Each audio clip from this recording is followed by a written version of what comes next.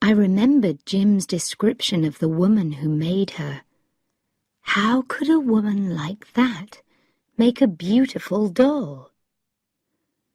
My name is Stephen Amory, and I am a doctor. I live and work in London, and I have a house by the River Thames. Everything in this story happened because of a doll. It is a strange story, but true. It began on an October day 3 years ago. I can remember it clearly. The early morning sun was shining on the river when I left my house. I went to buy a copy of the Times, as usual. There was a flower shop on the corner of the road where I lived. I could see the brightly coloured flowers as I reached the corner. I turned into Abbey Lane and continued walking. I was enjoying the warm October sun. After a few minutes, I arrived at the newspaper shop. Suddenly, I remembered that it was a niece's birthday the next week, so I stopped and looked in the shop window. There were games and toys, paper and pens, books and sweets in the window. Most of it has been in that window for years, I thought to myself. I almost decided that there was nothing in the window for my niece. Then I saw a doll. She was half hidden in the corner of the window. She was made of cloth, and she had a painted face. The face was special. It had a lovely, gentle look, but sad eyes. Suddenly, I felt sorry for her, sitting in that crowded window. I know that this sounds strange, but I decided to go inside and to look at her more closely. The shop was owned by a man named Jim Carter. "Good morning, Dr. Amory," he said brightly when I walked in. "Do you want the Times as usual?" "Yes, please, Jim," I replied. "And I need a present for a little girl. It's her birthday next week." "Is it?" said Jim. "Yes," I said. "I was looking at that cloth doll in your window." "Oh?" said Jim. "The one that's half hidden in the corner," I said. Jim looked surprised. "That doll?" he said. "She's a little unusual." "Can I see her?" I said. "She's also very expensive," he said. He took the doll from the window and gave her to me, and I nearly dropped her in surprise. She was beautifully made. She seemed almost alive. Her dress and other clothes were handmade, not made by a machine. And her face was hand-painted. I could see it clearly now. She's lovely, I thought. She was made with a lot of love. I could see this love in the doll's face. I put her down gently. "How much do you want for her, Jim?" I asked. £12, Dr. Amory," he answered. He saw the surprise in my face and continued, "She's expensive. I did say that, didn't I?" "You did," I agreed. "Dolls like this cost as much as £20 in the centre of London," said Jim. "But I'll tell you what I'll do, Doctor. I'll sell her to you for £11. "Who makes them?" I asked. "I'd like to know something about the person who can make beautiful dolls like this." "The woman has lived in Hardley Street for some years now," said Jim. "She sometimes comes into my shop, and she brings me the dolls." "What's her name?" I asked. "I'm not sure," Jim answered. "It's something like Calamy." "What's she like?" I said. "She's a tall woman with red hair, and she wears very expensive coats and hats," replied Jim. "But she's got a very serious face. She never says very much when she comes into the shop. I'm honestly always glad when she leaves." He stopped for a minute, and then said, "And I've never seen her smile." I couldn't understand this. How could a woman like that make dolls as beautiful as these? "I'll buy the doll," I said at last. £11 seemed a lot of money for a doll. As I counted out the pound notes, I felt a little silly. Yes, the doll was a present, but I knew the real reason for buying her. I didn't want to leave her in that shop window. I took the doll home and put her in my small bedroom. She seemed to fill the room with her loveliness. I carefully put her into a box. Then I covered the box with brown paper. Later in the afternoon, I went to the post office and posted it to my niece. In the following days, I could not stop thinking about the doll, or about the gentle face and the sad eyes. I remembered Jim's description of the woman who made her. How could a woman like that make a beautiful doll? It was difficult to believe. So who was she?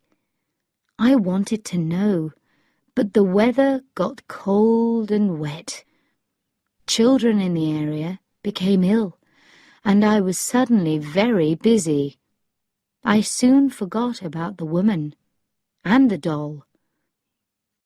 One day, a few weeks later, my telephone rang. A woman's voice said, "Is that Dr. Amory?" "Yes, it is," I said. "Do you visit people who can pay for your visit?" the woman asked. "Yes, sometimes," I replied. "How much does it cost?" she asked. The voice sounded unpleasant. The woman seemed to think that money was more important than the sick person.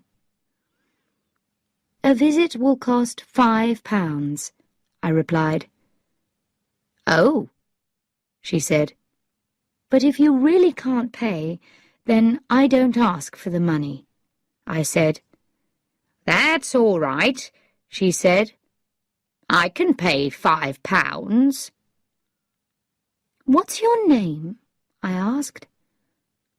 "Rose Calamit," she answered. "I live in the house next to the cake shop in Hardley Street. My rooms are on the 2nd floor.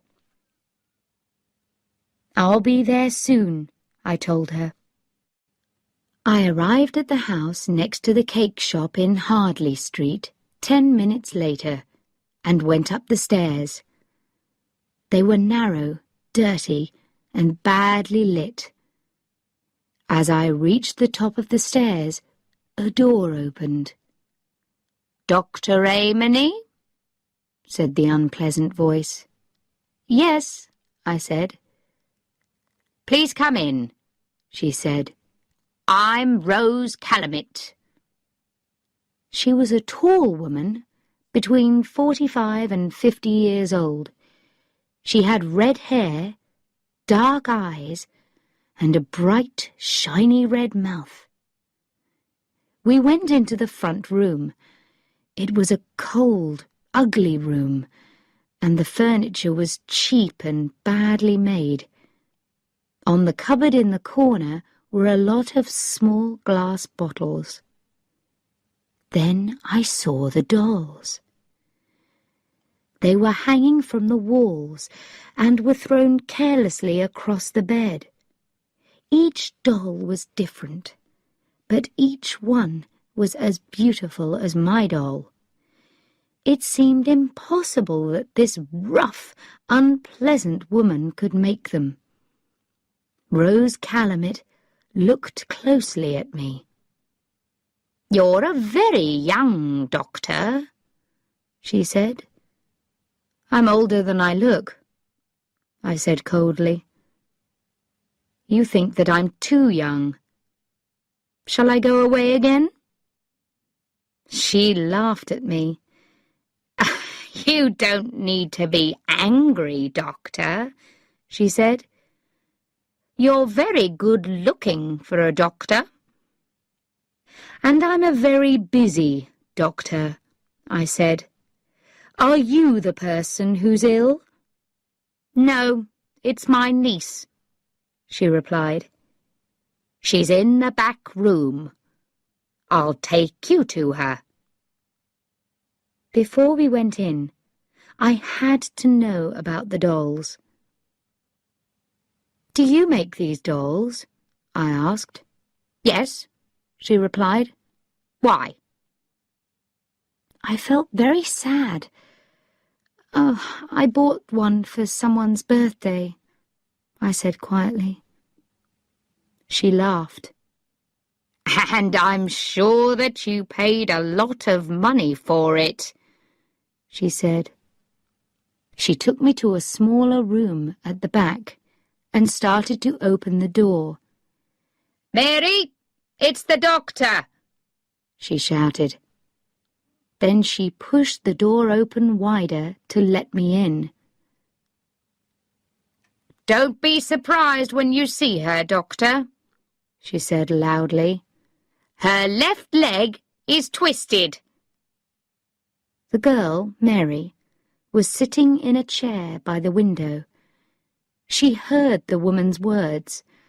A look of unhappiness crossed her pale face, and there was pain in her large dark eyes. I was angry at the red-haired woman. The words were unnecessary. She wanted to hurt the girl. Mary was not more than 25 years old, but I could see immediately that she was very ill.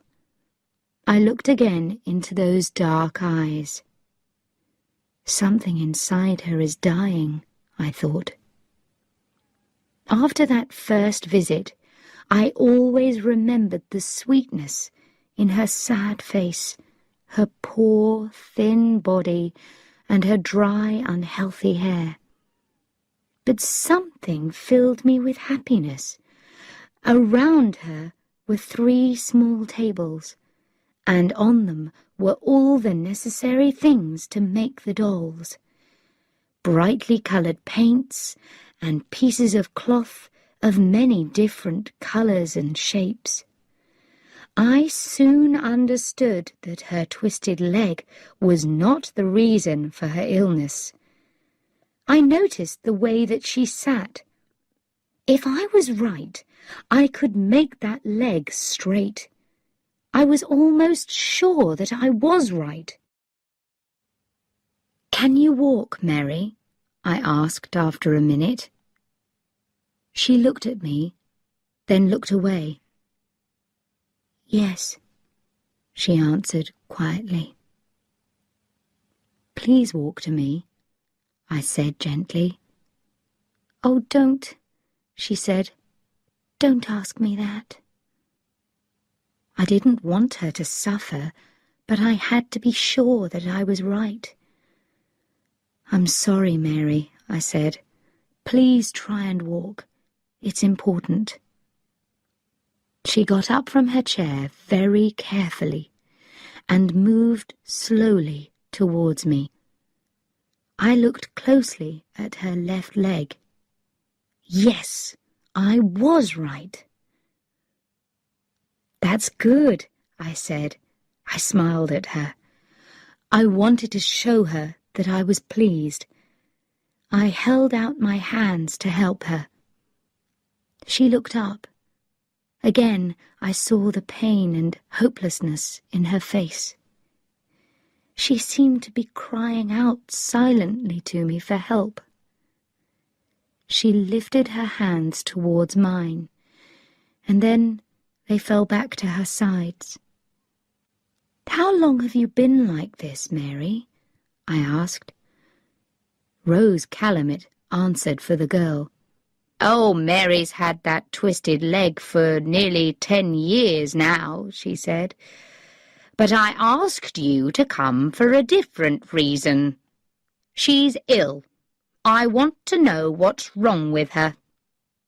Oh, yes, she's ill, I thought. Perhaps she's dying. I knew that immediately. I wanted Rose Calumet to leave the room, but she didn't. She laughed and said, "I'm staying here, Dr. Amory. You look at Mary, then you can tell me what the problem is." When I finished my examination of Mary, I went with Rose into the front room. "It's possible to make her legs straight," I said. "Did you know that? With help, she could walk in—" "Stop!" she shouted loudly. I jumped. "That's enough. You must never say anything about that to her. The best doctors cannot help her. No stupid young man is going to give her hope. If you ever do, you won't come here again. I want to know what's wrong with her. She can't eat or sleep, and she isn't really working. Now tell me, what did you learn from your examination of her?" "I don't know what's wrong with her yet," I replied. "But something is slowly destroying her, I know that. I shall want to see her again soon. I'm going to give her some medicine. It will make her feel stronger. Then I'll call again in a few days." "Don't say anything about making her legs straight," she said. "Do you understand? If you do, I'll get another doctor." "All right," I said. I wanted to be able to visit Mary again, and I thought to myself, perhaps when Mary's feeling better, I can talk to her about her leg. I was ready to leave. I picked up my bag. "These dolls," I said. "Yes," she said. "I thought that you made them," I said. "I do," she said in her unpleasant way. "I draw them. Mary makes them. It stops her thinking about her leg. I don't want her to think about the fact that she'll never marry. She'll never have children." I walked out into the bright October sunshine. I knew that Rose Calumet was lying. I now knew the sweet person who made those special dolls. I was happy about this, but I was also worried about Mary. I had to discover what was wrong with her. I had to know before she died. "Without Mary and the dolls, the money will end." But what was killing Mary? I still did not know. I discovered more about Mary during my next few visits. Her name was Mary Nolan. When she was 15 years old, she was in a bad car crash. Her mother and father were killed, and Mary was very badly hurt. The car crash was the reason for her twisted leg. Rose Calumet offered to look after Mary. The law finally agreed because there was no other person to look after the young girl. Rose always thought that Mary's father was a rich man. Then she learned that there was only a small amount of money. After that, she was unkind to Mary. She made her very unhappy. Mary was never able to forget her leg. Her aunt seemed to say, "No man will love you. You will never get married and have children. No man wants a wife with a twisted leg."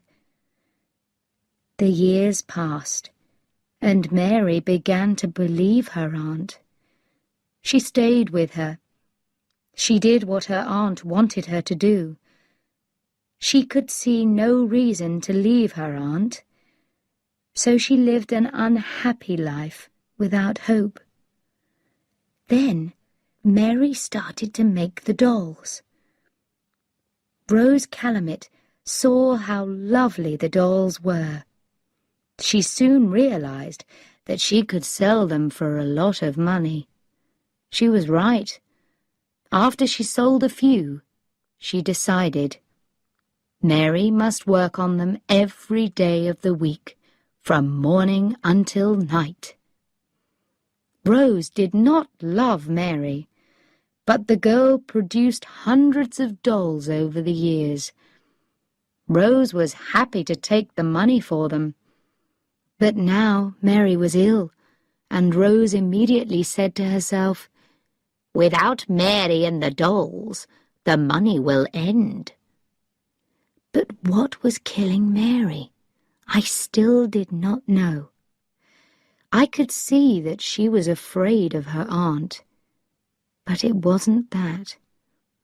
And I couldn't ask Mary, because her aunt was always with us. Mary found it difficult to say anything to me with Rose in the room. I did not tell Mary that perhaps I could make her legs straight. It was more important to discover why she didn't want to continue living. I told Mary to stop working on the dolls, and I brought her some books and some chocolates. For 10 days, she seemed to get better. During my next visit, she smiled at me for the first time. "That's better," I said. I was very pleased to see her happy face. "You must leave the dolls alone for another 10 days. I don't want you to work. I want you to rest, sleep, and read. Then we'll see." But I could see that Rose was unhappy at these words. When I called again, she was waiting for me in her room. "You don't need to come any more, Dr. Amory," she said coldly. "But Mary must not—" I started to say. "Mary is much better now," she said quickly. "Goodbye, Doctor." My eyes went to the box in the corner of the room. There were 3 new dolls lying on top of it. Their faces were as lovely as ever, but they had the look of death on them. Suddenly, I was frightened for Mary. I knew that Rose Calumet was lying. I wanted to push this woman out of the way and crash through the door and see Mary. But I was a doctor. When doctors are told to leave, they have to go. I still did not know what Mary's problem was, but I guessed that Rose was asking another doctor to call. So sadly, I left. But I couldn't forget Mary. I continued to worry about her in the days that followed. Not long after this, I became ill. It wasn't much at first, but as the days passed, it seemed to get worse. I visited a doctor friend. "I can find nothing wrong with your body," he said. "Perhaps you work too hard." But I knew that this wasn't the reason. I continued to get worse. I didn't want to eat, and I lost weight. I began to look thin and pale. I felt tired, but I didn't sleep well at night. I sometimes dreamed that I saw Mary. She was calling to me for help, while Rose Calumet was holding her in her ugly arms. I thought about Mary all the time. I wasn't able to help her, I thought. She wanted me to help her, and I did nothing. One night, I couldn't sleep at all. I walked up and down my room, thinking about myself and my illness. It seemed that I was suffering from the same illness as Mary. Suddenly, I knew what was wrong. I was in love with Mary Nolan, and because I couldn't look after her, I felt ill and unhappy. I know why Mary's dying, I thought. She's dying because nobody loves her. Nobody in the world is giving her hope for the future. Her mother and father are dead. Her aunt only keeps her because she makes money from Mary's dolls. Mary has no friends, and she feels ugly because of her leg. Her life is empty, except for the dolls. I have to see her. I have to speak to her for a few minutes alone, or she'll be lost to me forever. I thought about this all through the night, and the next morning I telephoned Jim Carter at his shop. "This is Dr. Amory, Jim," I said. "Will you help me?" "I'll do what I can for you, Doctor," Jim said. "You saved my son's life last year, and I'll never forget that. How can I help you?" "Thanks, Jim," I said. "Do you remember Mrs. Rose Calumet, the doll woman?" "Yes, of course," said Jim. "When she comes into your shop again, I want you to telephone me. Then have a long conversation with her," I said. "I need 20 minutes. All right?" "All right," said Jim. "Good," I said. "Thanks, Jim. I'll remember this for the rest of my life." I was worried about a telephone call while I was out, so each evening I put my head round the door of his shop, but he just shook his head. There was no news. Then, one day at 5 o'clock in the afternoon, the telephone rang. It was Jim. He just said, "She's here." I ran to the house where Mary lived. When I got there, I ran up the stairs.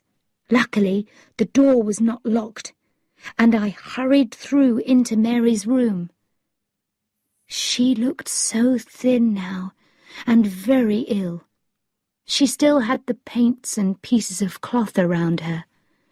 I thought, she wants to make one more doll before she dies. She looked up when I came into the room. Her eyes opened wide in surprise when she saw me. She thought that it was Rose.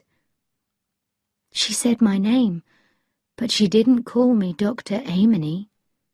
She called me Stephen.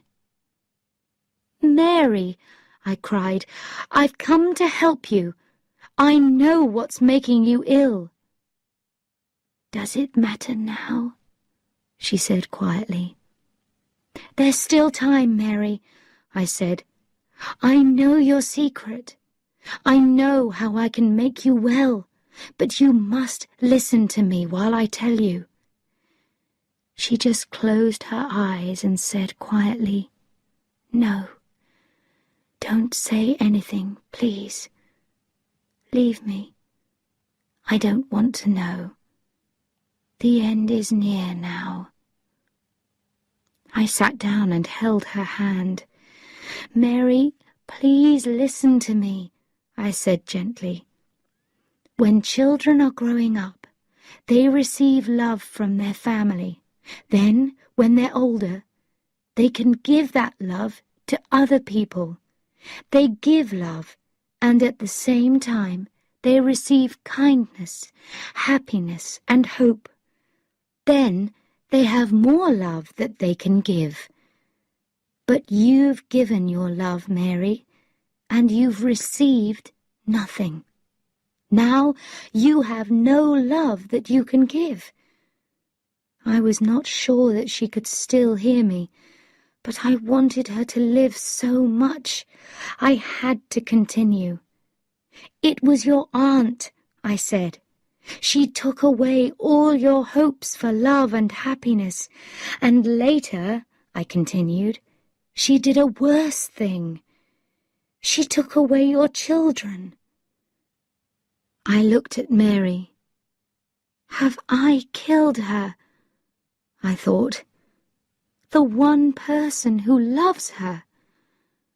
Then I felt her small hand move in mine, and her eyes slowly opened. She seemed almost glad to hear these words. This gave me hope. I talked gently. I tried very hard because I wanted her to understand. "Those dolls were your children, Mary," I said. "You thought that you couldn't be a mother, so you made those beautiful dolls. Into each one you put some of your love. You made them gently and carefully, and you loved them like your own children. Then your aunt took each one away, and she gave you nothing.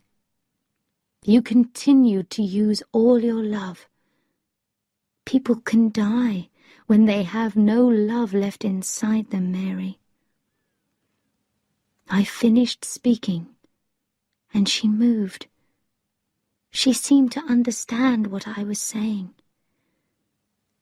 "But you won't die, Mary," I cried, "because I love you. Do you hear me? I love you, and I can't live without you." "Love me?" she said quietly. "But I have a twisted leg. How can you love me?" "That doesn't matter to me, Mary. I still love you," I said gently. "But Rose lied to you. I can make your leg straight. In a year, you'll walk like every other girl."